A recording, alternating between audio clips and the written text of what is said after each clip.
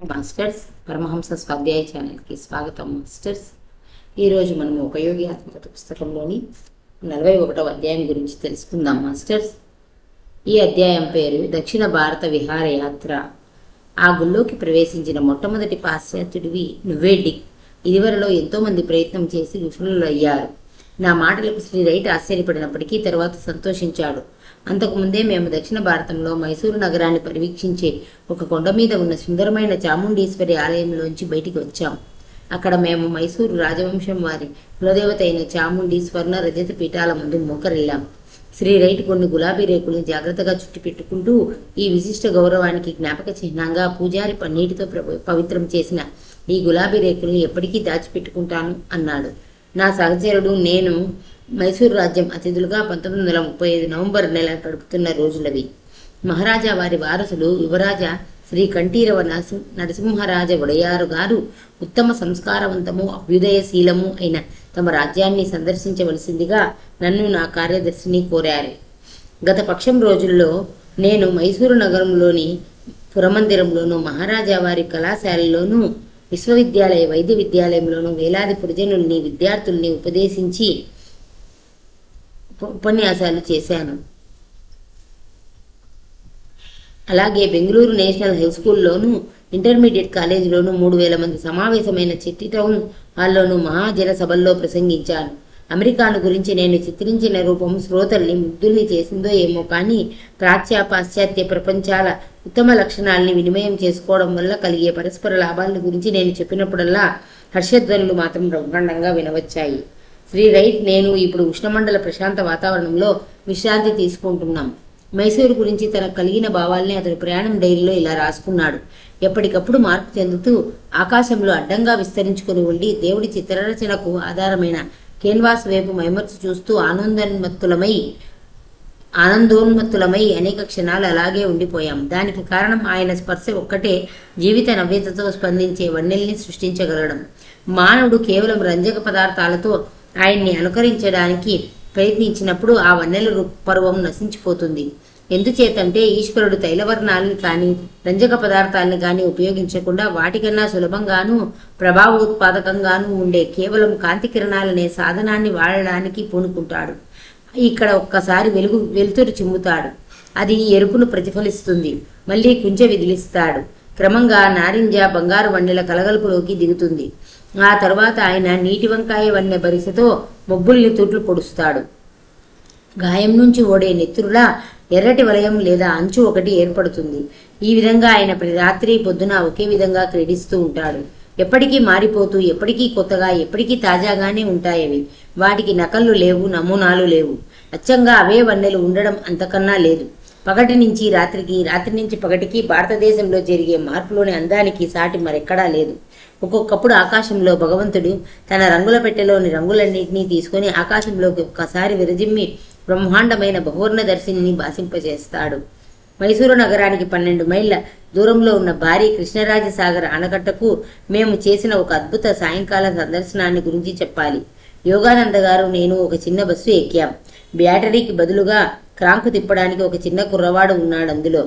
అస్తమిస్తున్న సూర్యుడు క్షితిజంలో నలిగి మిగలముగ్గిన టమాటా పండులా ఔపిస్తున్నాడు. నూనెటి మట్టి రోడ్డు మీద బయలుదేరింది మా బస్సు.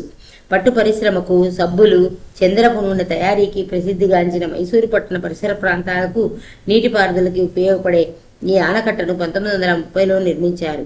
పొడుగాటి కొబ్బరి చెట్ల మధ్యగా హాయి కలిగించే మరుగుతొప్పుల గుండా ఎటు చూసినా ఎదురయ్యే పరిమళలను దాటిపోతూ ముందుకు సాగింది మా ప్రయాణం. దాదాపు ప్రతి చోట అడవిలో అల్లుకుపోయినంత దట్టంగా ఉన్నాయి చెట్లు, చేమలు. ఒక కొండ కొమ్ముకు చేరి మానవ నిర్మితమైన బ్రహ్మాండమైన ఒక సరస్సును చూశాం. నక్షత్రాలు, కొబ్బరి చెట్లు మొదలైనవి అందులో ప్రతిఫలిస్తున్నాయి. ఆ సరస్సు చుట్టూ అందమైన మిట్ట తోటలు, విద్యుత్ దీపాల పంక్తులు శోభాయమానంగా ఉన్నాయి. ఆ ఆనకట్ట అంచుకు దిగువన కళ్ళు మిరుమిట్లు గొలిపే దృశ్యం ఒకటి చూశాం. ఎగజిమ్మే నీటి బుగ్గల మీద వన్నెల కాంతి కిరణాలు ప్రసరిస్తూ ఉంటే మిలమిల్లాడే నీలివన్నె, ఎరుపు, ఆకుపచ్చ, పసుపచ్చ వన్నెల జలపాతాలు, ముదురువన్నె శిరాలు వెలువరిస్తున్నట్టుగా ఉన్నాయి. రాజసం ఉట్టిపడే రాతి ఏనుగులు ఏకధారగా నీటిని ఎగజిమ్ముతున్నాయి. దీపాలు అమర్చిన ఈ నీటి బుగ్గల్ని చూస్తున్నప్పుడు షికాగోలో 1933లో జరిగిన వరల్డ్ ఫెయిర్లో అమర్చినవి గుర్తుకు వచ్చాయి నాకు. వరి పొలాలతో నిండి నిరాడంబరులైన ప్రజలు గల ఈ ప్రాచీన దేశంలో ఈ ఆనకట్ట ఆధునికంగా విశిష్టతను అందుకున్నది. భారతీయులు మాకు ఎంత ప్రేమపూర్వకమైన స్వాగతం ఇచ్చారంటే యోగానంద గారిని తిరిగి అమెరికా తీసుకువెళ్ళడానికి నా శక్తి చాలదేమో అన్నంత భయం వేసింది. మరో అపురూపమైన సదవకాశం నేను మొట్టమొదటిసారిగా ఏనుగు మీద సవారీ చేయడం. యువరాజా వారు నిన్న తమ ఏనుగుల్లో ఒకదాని మీద సవారీ చేసి ఆనందించడానికి మమ్మల్ని తమ వేసవి విడిది భవనానికి ఆహ్వానించారు. భారీ పరిమాణం గల ఏనుగు మీద పట్టుపరుపులతో ఒక పెట్టె మాదిరిగా అమర్చి ఉన్న హౌదా మీదికి నేను ఒక నిచ్చెన మించి ఎక్కాను. ఆ తరువాత ఊగులాటలు, కుదుపులు, నిట్టూర్పులు, ఏదో లోయలోకి తోసేస్తున్నట్టుగా విసిరివేతలు, గాబరా పడ్డానికి కానీ సంభ్రమాశ్చర్యాల వంటివి ప్రకటించడానికి కానీ అవకాశం లేనంతగా పులకించిపోయాను. అయితే ప్రియమైన నా ప్రాణాన్ని కాపాడుకోవడానికి ఉగ్గపట్టుకునే ఉన్నాను స్మి. చారిత్రక పురాతత్వ ప్రాముఖ్యమున్న అవశేషాలు సమృద్ధిగా గల దక్షిణ భారతదేశం నిశ్చితమైనప్పటికీ అనిర్వచనీయమైన ఆకర్షణ గల ప్రాంతం. మైసూరుకు ఉత్తరాన హైదరాబాదు రాజ్యం ఉంది. బ్రహ్మాండమైన గోదావరి నది పారే అందమైన పీఠభూమి ఇది. సువిశాలమై సారవంతమై ఉన్న సమతల భూములు, రమణీయమైన నీలగిరులు, సున్నపు రాతితోనూ గ్రానైట్ రాతితోనూ ఏర్పడ్డ నిర్జీవ పర్వతాల ఇతర ప్రదేశాలు ఉన్నాయి అక్కడ. హైదరాబాదు చరిత్ర సుదీర్ఘమైన ఉజ్వల గాథ. అది 3000 ఏళ్ల కిందట ఆంధ్రరాజుల ఏలుబడితో మొదలై క్రీస్తు శకం 1294లో ఆ ప్రాంతం ముస్లిం నవాబుల వంశానుగత పాలనలోకి పోయే వరకు హిందూ రాజవంశీయుల పాలనలోనే కొనసాగింది. భారతదేశం అంతటిలోకి అత్యంత అద్భుతమైన వాస్తు, శిల్ప, చిత్రకళా నైపుణ్యాల్ని ప్రదర్శించే కళాఖండాలు హైదరాబాదు రాజ్యంలో రాళ్లను మలిచి నిర్మించిన ఎల్లోరా, అజంతాల ప్రాచీన గుహాలయాలు, ఎల్లోరాలో ఒక పెద్ద ఏకాంటి శిలను తొలిచి రూపొందించిన కైలాసనాథాలయంలో ఏ మైకిలేంజిలో లాంటివాడో భారీ పరిమాణాల్లో చెక్కిన దేవతా విగ్రహాలు, మనుషుల బొమ్మలు, జంతువుల బొమ్మలు ఉన్నాయి. 25 సన్యాసి మఠాలు, 5 ఆలయాలు గల ప్రదేశం అజంతా. రాతికొండను తొలిచి రూపొందించినవే ఇవన్నీ. వీటికి ఆధారంగా ఉన్నవి చిత్రాలంకృతమైన స్తంభాలు. చిత్రకారులు, శిల్పులు వీటి మీద తమ ప్రతిభకు అమరత్వం సిద్ధింప చేసుకున్నారు. హైదరాబాదు నగరానికి ఉస్మానియా విశ్వవిద్యాలయం, బ్రహ్మాండమైన మక్కా మసీదు శోభ చేకూరుస్తున్నాయి. ఈ మసీదులో 10,000 మంది ప్రార్థన కోసం వచ్చి చేరుతుంటారు. సముద్ర మట్టానికి 3,000 అడుగుల ఎత్తున ఉన్న మైసూరు రాజ్యం దట్టమైన ఉష్ణమండలారణ్యాలకు పేరెన్నికగన్నది. ఈ అడవులు ఏనుగులకు, దున్నలకు, ఎలుగుబంట్లకు, పుల్లకు నివాస స్థానాలు. ముఖ్య నగరాలైన బెంగుళూరు, మైసూరు ఎన్నో అందమైన పార్కులతోనూ సార్వజనిక విహార వనరులతోనూ పరిశుభ్రంగా ఆకర్షంగా ఉన్నాయి. వాస్తుకళ, శిల్పకళ మైసూరులో 11వ శతాబ్ది నుంచి 15వ శతాబ్ది వరకు పాలించిన హిందూ రాజుల పోషణలో సర్వోన్నత పరిపూర్ణత పొంది సాధించాయి. విష్ణువర్ధన రాజు పాలనలో నిర్మాణం పూర్తయిన 11వ శతాబ్ది మహోత్తమ సృష్టి బేలూరు ఆలయాన్ని మించినది. సున్నితమైన చిగిలి పనిలో, సమృద్ధమైన రూపకల్పనలో ప్రపంచంలో మరొకటి లేదు. ఉత్తర మైసూరులో కనిపించే శిలాశాసనాలు క్రీస్తు పూర్వం 3వ శతాబ్ది నాటివి. అవి భారతదేశం, ఆఫ్ఘనిస్తాన్, బలూచిస్తాన్లతో సహా విశాల సామ్రాజ్యాన్ని పాలించిన అశోక చక్రవర్తి సంస్కృతిని దీప్తిమంతం చేసే దీపకరికలు. వివిధ భాషల్లో చెక్కిన అశోకుడి ధర్మలిపులు ఆయన కాలంలో సువ్యాప్తమై ఉన్న అక్షరాస్యతకు సాక్షిభూతాలుగా నిలుస్తాయి.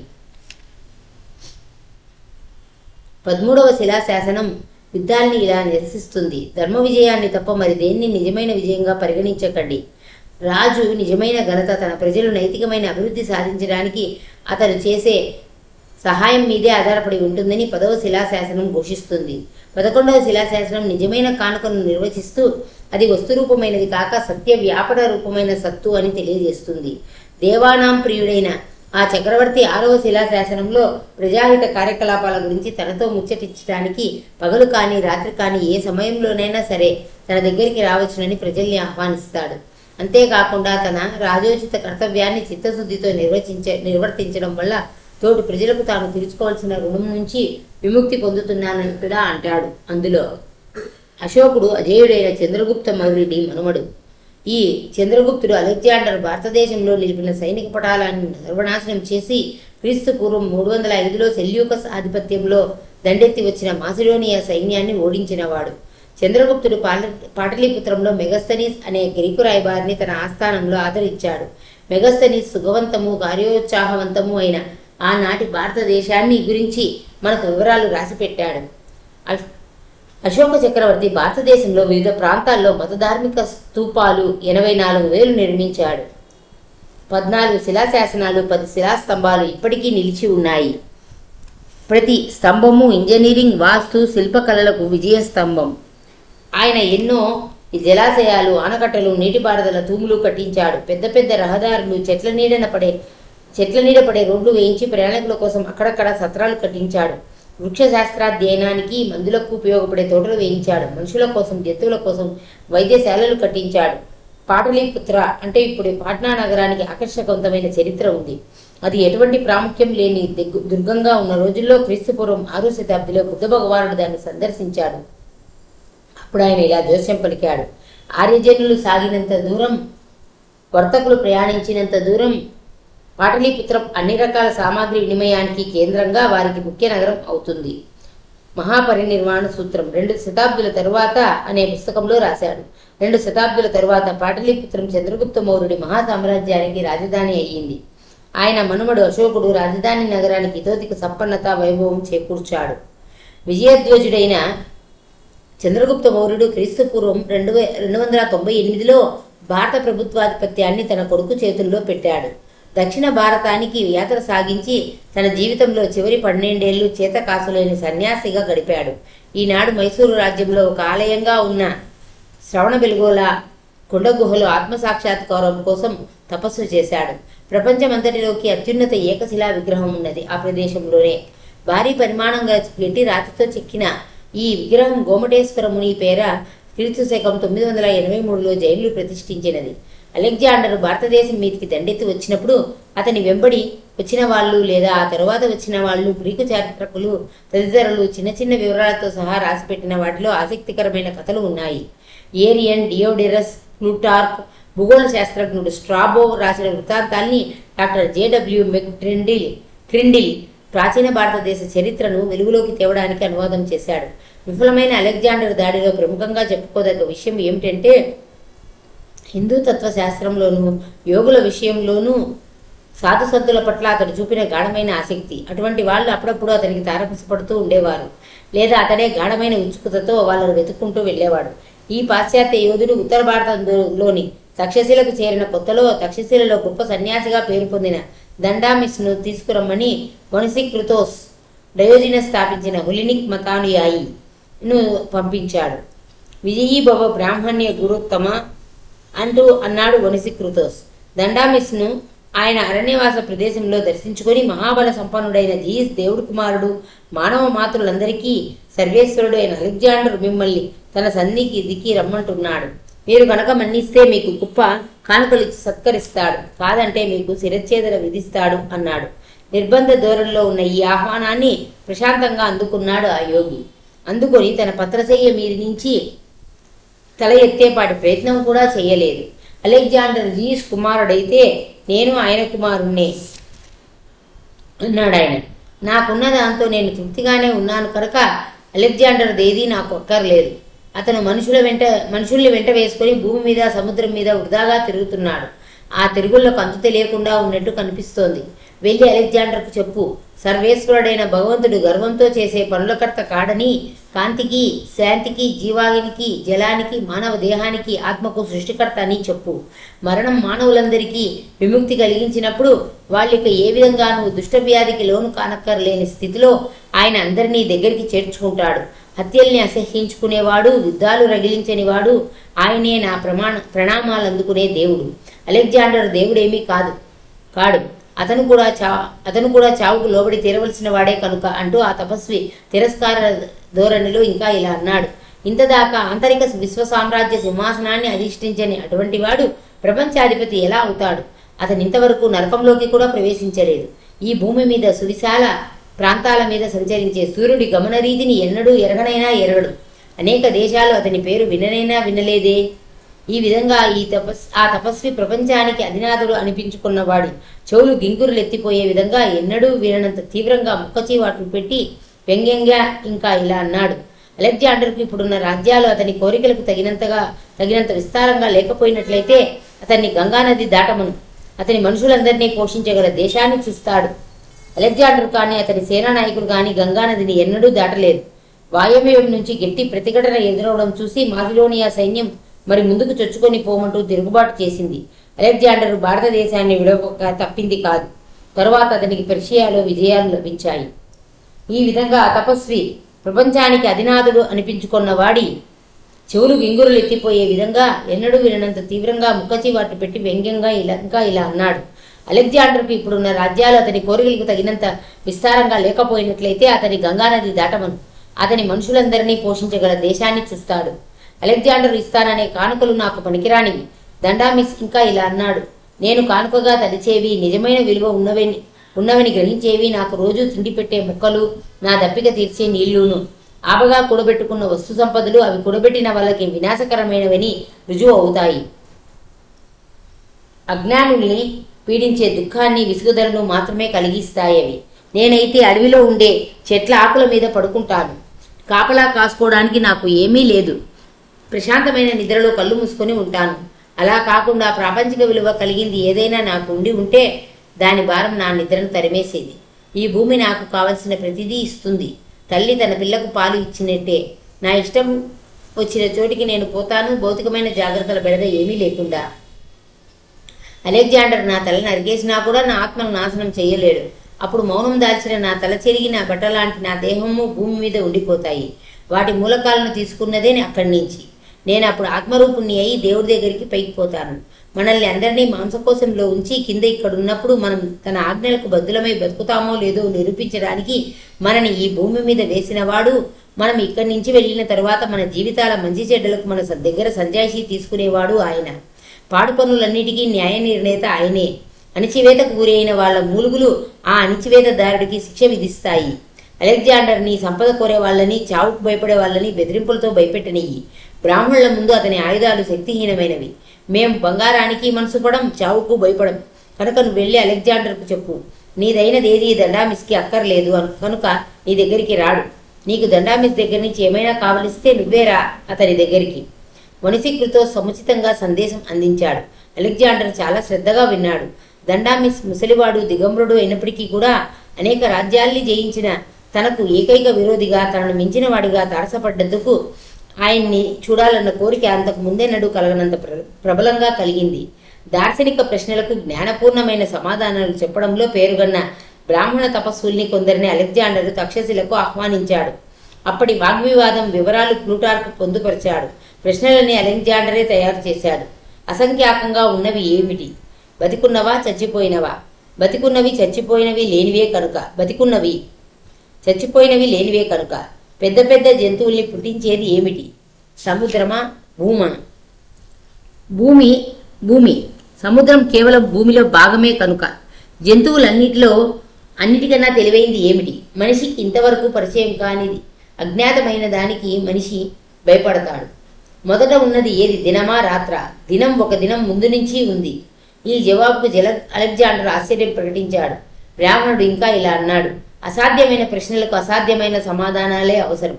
మనిషి తనను ప్రేమపాత్రుడిగా చేసుకోవడంలో ఉత్తమ పద్ధతి ఏమిటి? తనకు గొప్ప శక్తి ఉండి కూడా తానంటే ఇతరులు భయపడేటట్టు చేసుకోకుండా ఉంటే మనిషి ప్రేమపాత్రుడు అవుతాడు. మనిషి దేవుడు ఎలా కావచ్చు? మనిషికి అసాధ్యమైంది చేయడం వల్ల. బలవత్తరమైంది ఏది? బతుకా చావా? బతుకు అది అనేక చెడ్డల్ని భరిస్తుంది కనుక. అలెగ్జాండర్ తనకు గురువుగా ఒక నిజమైన యోగిని భారతదేశం నుంచి తీసుకువెళ్లడంలో కృతకృత్యుడయ్యాడు. ఈయన పేరు కళ్యాణస్వామి. గ్రీకులు ఈయన్ని కల్నోస్ అనేవారు. ఈ యోగి అలెగ్జాండర్ వెంబడి పెర్షియా వెళ్ళాడు. ముందుగా చెప్పిన ఒక రోజున పెర్షియాలో సూసా అనే చోట కల్నోస్ మాసిడోనియా సైన్యం యావత్తూ చూస్తూ ఉండగా స్థితిలోకి ప్రవేశించి ముసలితనంతో పండిపోయిన దేహాన్ని విడిచిపెట్టేశాడు. ఈ యోగి బాధకు కానీ చావుకు కానీ భయపడకపోవడం, తాను అగ్నికి ఆహుతి అవుతూ ఉంటే కూర్చున్న చోటు నుంచి ఒక్కసారి కూడా కదలకపోవడం చూసి సైనికులు ఆశ్చర్యపోయిన సంగతి చారిత్రకులు నమోదు చేశారు. దహనానికి వెళ్లే ముందు కల్నోస్ తన సన్నిహిత సహచరుల్ని చాలా మందిని ఆలింగనం చేసుకున్నాడు. కానీ అలెగ్జాండర్కు మాత్రం వీడుకోలు చెప్పడం మానేసి ఆ హిందూముని టూకీగా ఇలా చెప్పాడు. నిన్ను తరువాత బాబిలోనులో చూస్తాను. అలెగ్జాండర్ పెర్షియా విడిచి వెళ్ళాడు. 1 ఏడాది తర్వాత బాబిలోనులో చనిపోయాడు. అలెగ్జాండర్ బతికున్నప్పుడు చనిపోయేటప్పుడు కూడా తాను హాజరుగా ఉంటానని చెప్పడానికి భారతీయ గురువు అనుసరించిన తీరే ఆ జోస్యం. గ్రీకు చారిత్రకులు మన కోసం భారతీయ సమాజాన్ని గురించి వివరణాత్మకంగాను స్ఫూర్తిమంతంగాను రాసిపెట్టారు. హిందూ ధర్మశాస్త్రం ప్రజల్ని కాపాడుతుందని చెబుతూ ఏరియన్ వాళ్ళల్లో ఎవడూ ఏ పరిస్థితిలోనూ బానిస కాకూడదు, అలా కాకుండా వాళ్ళు తమ స్వాతంత్రాన్ని అనుభవిస్తూ మనుషులందరికీ ఉండే సమాన హక్కును గౌరవించాలి అని అది నిర్దేశిస్తుందని అన్నాడు. భారతదేశంలో బానిసతనం లేకపోవడాన్ని గురించి గ్రీకు పరిశీలకులందరూ వ్యాఖ్యానించారు. హెలెనిక్ సమాజ వ్యవస్థకు పూర్తిగా భిన్నమైన లక్షణం అది. ప్రొఫెసర్ వినయ్ కుమార్ సర్కార్ రాసిన క్రియేటివ్ ఇండియా అన్న గ్రంథంలో, సృజనాత్మక భారతదేశం అన్న గ్రంథంలో భారతదేశం సాధించిన ప్రాచీన ఆధునిక విజయాల సమగ్ర స్వరూపాన్ని అర్థశాస్త్రం, రాజనీతి శాస్త్రం, సాహిత్యం, కళ, సమాజతత్వ శాస్త్రం అన్న వాటిలో ఉన్న ప్రత్యేకమైన విలువల్ని పేర్కొనడం జరిగింది. చదవదగ్గ మరో గ్రంథం ఎస్వి వెంకటేశ్వర రాసిన ఇండియన్ కల్చర్ త్రూ ఏజెస్, యుగ యుగాలుగా భారతీయ సంస్కృతి. మరో గ్రంథంలో ఇలా ఉంది: భారతీయులు అన్యాయపు వడ్డీ వ్యాపారం చేసి డబ్బు కూడబెట్టరు. అసలు అప్పు తీసుకోవడమే తెలియదు వారికి. తప్పు చేయడం కానీ దాన్ని సహించడం కానీ భారతీయుల వ్యవహార రూఢికి విరుద్ధం. అందుచేత వాళ్ళు కాంట్రాక్టులు, ఒడంబడికలు చేసుకోరు, జామీన్లు అడగరు. జబ్బులు నయం చేయడం అన్నది సాదాగా సహజమైన రీతిలో జరిగేదని చెబుతారు. మందుల వాడకం కన్నా పథ్యం చేయడం వల్ల జబ్బులు నయమవుతున్నాయి. మలాములు, పాలాస్త్రి పట్టీలు ఎక్కువగా వాడే నివారణోపాయాలు. తక్కిన వాటినన్నిటినీ హానికరంగా భావిస్తారు. యుద్ధంలో పాల్గొనడం యోద్ధకులజులైన క్షత్రులకే పరిమితమైంది. పొలంలో పనిచేసే రైతుకు శత్రువుకు హాని చెయ్యడు. రైతుకు శత్రువు హాని చెయ్యడు. ఆ వర్గం వాళ్ళను ప్రజాహితకారులుగా పరిగణించి వాళ్లకు ఏ హాని కలగకుండా కాపాడమే దానికి కారణం. ఆ విధంగా భూమి ఎలాంటి విధ్వంస చర్యకు గురి కాకుండా ఉండి భారీ ఎత్తున పంటలు పండిస్తూ జీవితాన్ని సంతోషంగా గడపడానికి కావలసిన అవసర వస్తువుల్ని ప్రజలకు అందిస్తుంది. మైసూరులో ఎక్కడ పడితే అక్కడ కనిపించే గుళ్ళు దక్షిణ భారతదేశంలోని అనేక మంది సాధువుల్ని అనుక్షణంగా గుర్తుకు తెస్తాయి. వారిలో ఒకరు తాయు మనవార్ మనకొక సవాలుగా ఈ కింది పద్యం రాశాడు: పిచ్చెత్తిన ఏనుగును అదుపు చేయవచ్చు నువ్వు, ఎలుగుబంటి పులినోళ్లు ముయ్యవచ్చు, సవారీ చెయ్యవచ్చు సింహం మీద, ఆడించవచ్చు తాచుపామును, బతుకు తెరువు చూసుకోవచ్చు రసవిద్య వల్ల, ప్రపంచమంతా తిరగవచ్చు నువ్వు ఒకరి కంట పడకుండా, దేవుళ్ళని బానిసల్ని చేసుకోవచ్చు, నిత్య యవ్వనుడివై ఉండిపోవచ్చు, నీటి మీద నడవవచ్చు, నిప్పులో బతకవచ్చు నువ్వు. కానీ మనసును అదుపు చేసుకోవడం అన్నదే అన్నిటికన్నా మంచిది, వాటికన్నా కష్టమైనదీను. భారతదేశంలో బాగా దక్షిణాన సుందరమైన సారవంతమైన తిరువాన్కూరు రాజ్యం ఉంది. అక్కడ రాకపోకలు నదుల మీద, కాలువల మీద సాగుతుంటాయి. వెనక ఎప్పుడో జరిగిన యుద్ధాల వల్ల చిన్న చిన్న జమీల్ని తిరువాన్కూరు రాజ్యంలో కలుపుకోవడం వల్ల అంటిన పాపాల పరిహారం కోసం మహారాజు ప్రతి సంవత్సరం వంశానుగతంగా వచ్చే విధిని పాటించడం పరిపాటి. సంవత్సరానికి 26 రోజుల పాటు మహారాజు వేదపఠనం వినడానికి ప్రతిరోజు 3 సార్లు దేవాలయానికి వెళ్తూ ఉంటాడు. లక్ష దీప హారతితో పాప పరిహార తతంగం ముగుస్తుంది. భారతదేశానికి ఆగ్నేయ తీరంలో ఉన్న మద్రాసు ప్రెసిడెన్సీలో సమతల ప్రదేశంతో విశాలంగా సముద్రాన్ని ఆనుకొని మద్రాసు నగరము, బంగారు నగరం అనే కాంచీపురము ఉన్నాయి. ఈ కాంచీపురం క్రీస్తు శకం తొలి శతాబ్దాల్లో పాలించిన పల్లవ వంశ రాజులకు రాజధాని. ఆధునిక మద్రాసు ప్రెసిడెన్సీలో మహాత్మా గాంధీ అహింసా ధర్మాలు మంచి ప్రగతి సాధించాయి. తెల్లటి గాంధీ టోపీలు ఎక్కడ పడితే అక్కడ కనిపిస్తున్నాయి. దక్షిణ ప్రాంతం మొత్తం మీద మహాత్ముడు అంటరాని వాళ్ల కోసం అనేక దేవాలయ సంస్కరణలు, కుల వ్యవస్థ సంస్కరణలు తీసుకువచ్చాడు. గొప్ప ధర్మశాస్త్రవేత్త అయిన మనువు ఏర్పరిచిన కుల వ్యవస్థ పుట్టు పూర్వోత్తరాలు మెచ్చుకోదగ్గవి. సహజ పరిణామరీత్యా మానవుల్ని 4 గొప్ప వర్గాలుగా విభజించవచ్చునని ఆయన స్పష్టంగా గమనించాడు. కాయకష్టం చేసి సమాజానికి సేవ చేసేవాళ్ళు శూద్రులు, ప్రజ్ఞతో నేర్పుతో వ్యవసాయం, వర్తకం, వాణిజ్యం, ఉద్యోగం వంటి ద్వారా సేవ చేసేవాళ్ళు వైశ్యులు, పరిపాలన, కార్యనిర్వహణ, రక్షణ దక్షత వంటివి గల పాలకులు, యోధులు క్షత్రియులు, చింతనాపరులు, ఆధ్యాత్మికోత్తేజం పొందిన వాళ్ళు, దాన్ని అందించే వాళ్ళు బ్రాహ్మణులు. ఎవరైనా ద్విజుడైనది కానిది నిర్ణయించేది పుట్టుక కాదు, సంస్కారాలు కాదు, చదువు కాదు, అభిజాత్యము కాదు, శీలం, నడవడిక మాత్రమే దాన్ని నిర్ణయించగలవు అని చెప్పింది మహాభారతం. జ్ఞానం, సుగుణం, వయస్సు, బంధుత్వం లేదా ఆఖరిది సంపదను బట్టి సభ్యుల మీద గౌరవం చూపించమని మనువు సమాజాన్ని శాసించాడు. జ్ఞానం, సుగుణం, వయస్సు, బంధుత్వం లేదా ఆఖరిది సంపదను బట్టి సభ్యుల మీద గౌరవం చూపించని మనువు సమాజాన్ని శాసించాడు. ధర్మ కార్యాలకు వినియోగం కాకుండా కూడబెట్టి ఉంచే సంపదల్ని వేదకాలపు భారతదేశం ఎప్పుడూ యోగించుకుంటూ ఉండేది. ఈ 4 కులాల్లో ఒక దాంట్లోకి చేర్చడం అన్నది మొదట్లో మనిషి పుట్టుక మీద ఆధారపడి ఉండేది కాదు.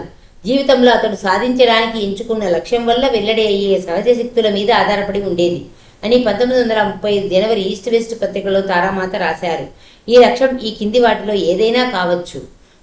1. కామం, కోరిక, ఇంద్రియ వ్యాపారం మీద ఆధారపడి గడిపే జీవితం శూద్రదశ. 2. అర్థం, లాభార్జన చేస్తూనే కోరికల్ని అదుపులో ఉంచుకోవడం వైశ్యదశ. 3. ధర్మం, స్వయం శిక్షణతోనూ బాధ్యతతోనూ సత్కర్మతోనూ కూడిన జీవితం క్షత్రియ దశ. 4. మోక్షం, విడుదల, ఆధ్యాత్మికతతోనూ మతధర్మ బోధనతోనూ కూడిన జీవితం బ్రాహ్మణ దశ. ఈ 4 కులాలు మానవులకు సేవ చేయడానికి ఉపకరించే సాధనాలు ఇవి: శరీరం, మనస్సు, సంకల్ప శక్తి, ఆత్మ. ఈ 4 దశలకు శాశ్వత గుణాల్లో లేదా ప్రకృతి గుణాల్లో సామ్యం ఉంది. ఆ గుణాలు ఏమంటే తమస్సు, రజస్సు, సత్వం. అవరోధం, క్రియాశీలత, విస్తరణ లేదా ద్రవ్యరాశి, శక్తి, జ్ఞానం. ఆ 4 సహజ కులాలు గుణాల్ని బట్టి ఈ విధంగా సూచితమవుతాయి. తమస్సు, అజ్ఞానం. 2. తమస్సు, రజస్సు, అజ్ఞానం, క్రియాశీలతల కలగలుపు. 3. రజస్సు, సత్వం, సత్కర్మ, జ్ఞానం కలగలుపు. 4. సత్వం అంటే జ్ఞానం. ఈ విధంగా ప్రకృతి ప్రతి మనిషిలోనూ ఉన్న ఒక గుణానికి గాని 2 గుణాల కలగలుపు గాని ఉన్న ప్రాబల్యాన్ని బట్టి అతనికి ఒక కులాన్ని నిర్దేశిస్తుంది. సహజంగా ప్రతి మనిషిలోనూ ఈ 3 గుణాలు వివిధ నిష్పత్తుల్లో ఉంటూనే ఉంటాయి. ఒక మనిషి కులాన్ని లేదా క్రమోన్నత పరిణామ హోదాను గురువు సరిగ్గా నిర్ధారణ చేయగలుగుతాడు. అంటే శూద్రులకు అజ్ఞానము, వైశ్యులకు తమస్సు, రజస్సు, క్షత్రియులకు రజస్సు, సత్వము, బ్రాహ్మణులకు సత్వము అనే కుల గుణాలను ప్రతిపాదించినారు. ఆ కాలంలో అన్ని జాతులు, అన్ని దేశాలు సిద్ధాంతపరంగా కాకపోయినా ఆచరణలోనైనా కుల వ్యవస్థ లక్షణాలని కొంతవరకు పాటిస్తూనే ఉంటాయి. స్వేచ్ఛ అనే గొప్ప లైసెన్సు ఉన్న చోట, ముఖ్యంగా సహజ కులాల్లో విపరీత శ్రేణుల మధ్య జరిగే అంతర్వివాహాల్లో క్రమక్రమంగా జాతి క్షీణించిపోతూ చివరికి నశిస్తుంది. పురాణ సంహితలో అటువంటి సంగమాల వల్ల కలిగిన సంతానాన్ని కంచెరగాడిద వంటి గొడ్డుపోతు సంకరజాతి పశువుతో పోల్చడం జరిగింది. కంచెరగాడిద సంతానాన్ని కనలేదు. చివరికి కృత్రిమ జాతులు అంతరించిపోతాయి. ఎన్నో గొప్ప గొప్ప జాతులు నామరూపాలు లేకుండా నశించిపోయిన సంగతి చరిత్రలో అనేక ప్రమాణాల వల్ల రుజువు అవుతుంది.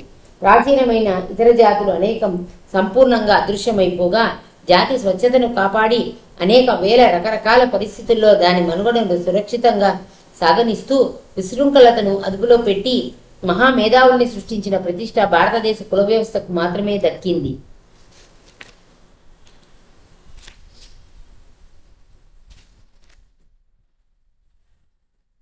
ఔదార్యం లేని ధనసంపన్నులకు సమాజంలో అధమశ్రేణి ఇవ్వడం జరిగింది.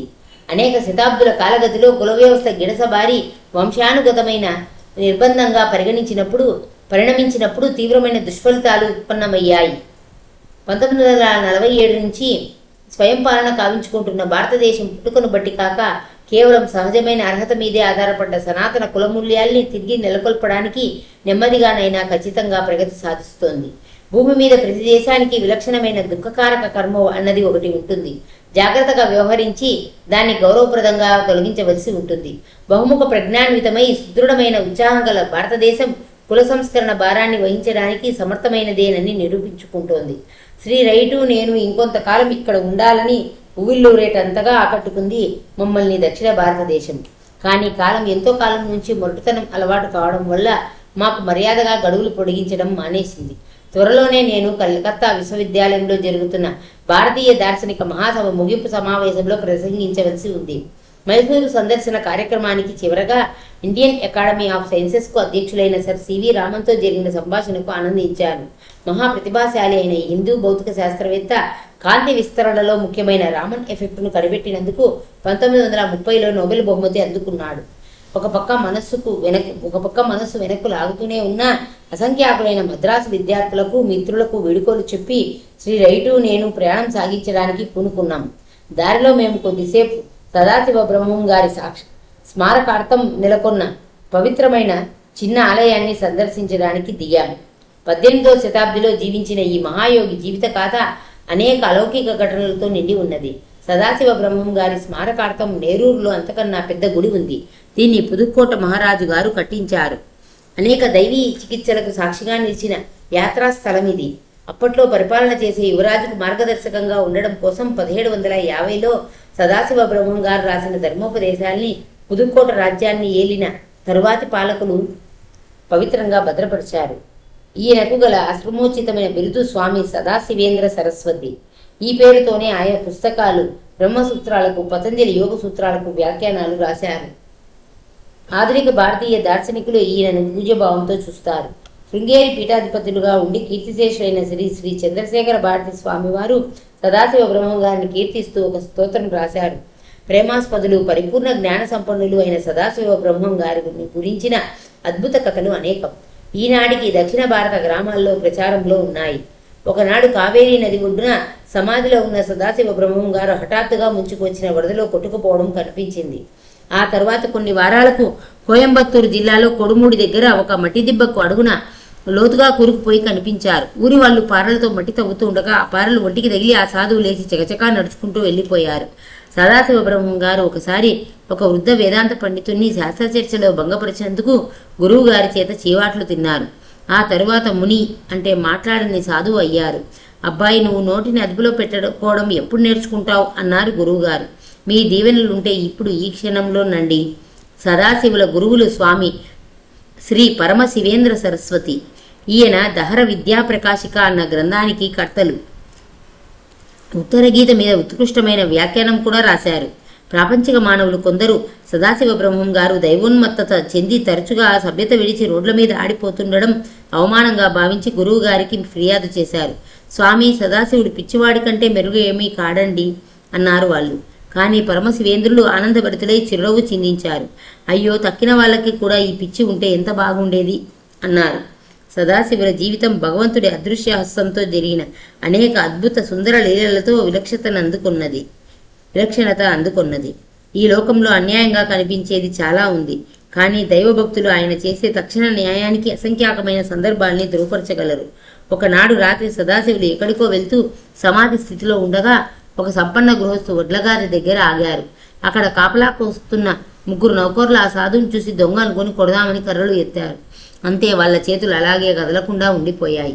పైకెత్తి ఉన్న చేతులతో చిత్రమైన విగ్రహాల్లో నిలబడి ఉన్న ఆ 3 వేకువ వేళ సదాశివ బ్రహ్మం గారు అక్కడి నుంచి వెళ్ళిపోయే వరకు అలాగే ఉండిపోయారు. మరో సందర్భంలో దారిన పోయే ఒక మేస్త్రి ఈ మహాయోగిని బలవంతంగా తన పనిలోకి దింపాడు. అతని మనుషులు వంట చెరుకు మోస్తున్నారు.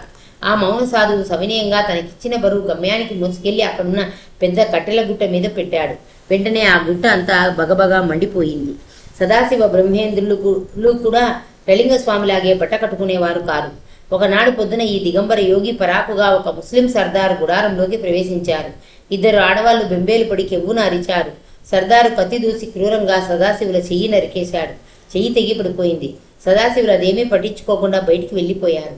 ఆశ్చర్యము, పరితాపము పెనవేసుకుపోగా ఆ ముస్లిం నేల మీద పడి ఉన్న చేతిని తీసుకుని సదాశివుల వెనకాలే వెళ్ళాడు. ప్రశాంతంగా ఆ యోగి నెత్తురు ఓడుతున్న మొండిభుజంలోకి ఈ చేతిని జోడించారు.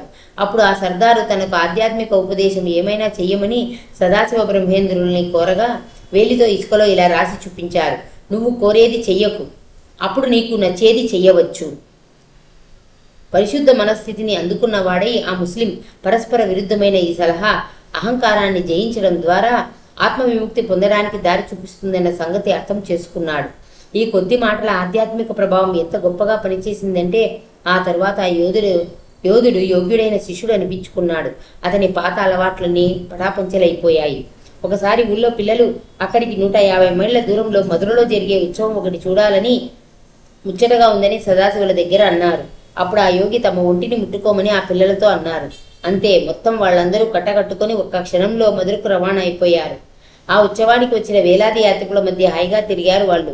కొద్ది గంటల్లో ఆ యోగి తన వర్దీలో ఉన్న ఆ పిల్లల్ని మళ్లీ తన సులభ ప్రయాణ పద్ధతిలో ఇళ్లకి చేర్చారు.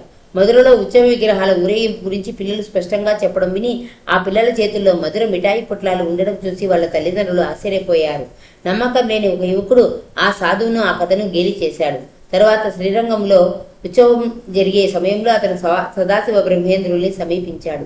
స్వామి, మీరు పిల్లల్ని మధుర తీసుకెళ్లినట్టుగా నన్ను శ్రీరంగం ఉత్సవానికి తీసుకువెళ్ళకూడదా అంటూ వినయంగా అడిగారు. సదాశివులు అతని కోరిక మన్నించారు. మరుక్షణంలో ఆ యువకుడు ఎంతో దూరాన ఉన్న శ్రీరంగ నగర జనసమ్మర్దంలో ఉన్నానని గమనించాడు. కానీ పాపం, అతను తిరిగి వెళ్ళిపోవాలనుకున్న సమయానికి ఆ సాధువు ఎక్కడున్నాడు? చివరికి ఈదురో గోడామని కాళ్ళీర్చుకుంటూ ఇంటికి చేరాడు. అతను దక్షిణ భారతం నుంచి వచ్చే ముందు శ్రీ రైటు నేను శ్రీ రమణ మహర్షి దర్శనానికి తిరువణామలై దగ్గరున్న అరుణాచలం అనే పుణ్యగిరికి యాత్ర చేశాం. ఆ మహర్షి మమ్మల్ని తన ఆశ్రమంలో ఆప్యాయంగా ఆదరించారు. పక్కనే బొత్తిపెట్టి ఉన్న ఈస్ట్ వెస్ట్ పత్రిక సత్యవిక్కడ వైపు చూపించారు. వారితోనూ శిష్యులతోనూ మేము గడిపిన కొద్ది గంటల కాలంలో వారు చాలా వరకు మౌనంగానే ఉన్నారు. వారి సౌమ్య ముఖం దివ్య ప్రేమను, జ్ఞానాన్ని ప్రసరింపజేస్తోంది. బాధలు అనుభవిస్తున్న మానవులు తాము మర్చిపోయిన పరిపూర్ణతా సిద్ధిని తిరిగి పొందడానికి నేను ఎవరిని అన్న ప్రశ్న నిరంతరం వేసుకుంటూనే ఉండాలని ఉద్బోధిస్తారు శ్రీరమణులు. ఇది నిజంగా గొప్ప ఆత్మవిచారం. భక్తుడు ఇతర ఆలోచనల్ని కఠోరంగా తిరస్కరించి తన సత్యాత్మలోకి బాగా లోతుగా వెళ్ళగలుగుతాడు. పక్కదారి పట్టించే ఇతర ఆలోచనల భ్రమలు ఇక ముసరడం మానేస్తాయి. ఈ దక్షిణ భారత మహర్షి ఇలా రాశారు: ద్వంద్వాలు, త్రిత్వాలు దేన్నో ఒకదాన్ని పట్టుకు వేలాడతాయి. ఆధారం లేకుండా ఔపించవు అవెన్నడు. ఆ ఆధారం కోసం వెతికితే సడలిపోతాయి అవి. అక్కడే ఉంది సత్యం. అది చూసిన వాడిక ఊగిసలాడడు. Thank you masters. 41వ అధ్యాయం పూర్తయింది.